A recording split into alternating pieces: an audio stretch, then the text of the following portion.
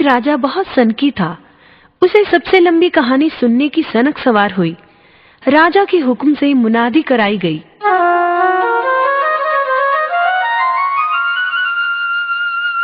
सुनो सुनो सुनो, सुनो सुनो सुनो, महाराज धीराज का हुक्म है कि जो उसे सबसे लंबी कहानी सुनाएगा उसे रामगढ़ की जागीर तथा एक मुंह मांगा इनाम दिया जाएगा। मगर जिसकी कहानी लंबी ना हुई उसे कारावास में भी डाल दिया जाएगा। सुनो सुनो सुनो, सुनो सुनो सुनो। यह सुनकर दूर दूर से कहानीकार आए, परंतु राजा को संतुष्ट न कर पाए। कहानियां तो लंबी थीं, परंतु राजा सोचता, कहानी तो सुन ली है, अब व्यर्थ में जागीर क्यों दूं? धीरे धीरे बहुत से कहानीकार कारावास में बंद कर दिए गए। एक कहानीकार के नौजवान बेटे को अपने पिता का कारावास में बंद होना बहुत खला। उसने राजा को सबक सिखाने का मन बना लिया और जा पहुंचा राज दरबार कहानी सुनाने के लिए। बोला, महाराज, एक किसान का बहुत बड़ा खेत था। उसने ज्वार बो रखी थी।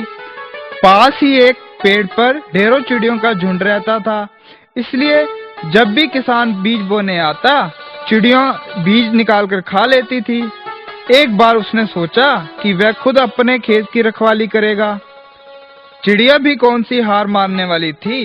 उन्होंने भी योजना बनाई, बस काम आसान हो गया। एक चिड़िया आई, खेत में से बीज का दाना चुगा और हो गई फुर। फिर एक चिड़िया आई और दाना चुगा और हो गई फुर। और फिर एक और चिड़िया आई, दाना चुगा और हो गई फुर। फिर एक और दाना चुगा और हो गई फुर। राजा बोला, फिर क्या हुआ? होना क्या था जी? फिर एक चिड़िया आई, दाना चुगा और फुर। फिर आगे क्या हुआ? महाराज, चिड़िया आई, दाना चुगा, फुर। ठीक है भाई, अब आगे भी तो बोलो। वही तो कह रहा हूँ महाराज, चिड़िया आई, दाना चुगा और फुर। राजा को फुर फुर सुनकर बोरियत होने लगी और बोला, ठीक है, मान लिया, सारी चिड़ियां आई और उन्होंने सारे दाने चुन लिए। अब आगे भी तो बोलो। ऐसे कैसे चुग लिए महाराज? एक एक चिड़िया आएगी, एक एक दाना चुगेगी, सभी दाने खत्म होंगे, तभी तो कहानी आगे चलेगी। एक चिड़िया आई, दाना चुगा और फुर्र। राजा समझ गया कि आज शेर को सवा शेर मिला है। ये कहानी तो कभी खत्म ही नहीं हो सकती। इसे दंड कैसे दूं?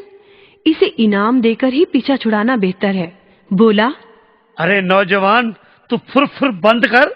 सचमुच तेरी कहानी सबसे लंबी है। तुम्हें रामगढ़ की जागीर इनाम में दी जाती है। परंतु महाराज, मेरा मुंह मांगा इनाम। हाँ हाँ, वो भी बोलो, तुम्हें क्या चाहिए? मेरा इनाम यही है कि आप सभी बंद कहानीकारों को छोड़ दें। बिना बात किसी को सताना अच्छी बात थोड़ी ही है। इससे राजलक्ष्मी नाराज हो जाती है और देश और राजा दोनों ही नष्ट हो जाते हैं। मैं चाहता हूँ कि हमारे वतन पर ऐसी विपदा कभी ना आए। बात तो तुम्हारी ठीक है। हम हुक्म सुनाते हैं, सभी कहानीकारों को बादब छोड़ दिया जाए। ये युवक बहुत समझदार है। हम घोषणा करते हैं कि हम राजकुमारी का ब्याह इस युवक से करेंगे और हमारे बाद यही इस देश के महाराज होंगे।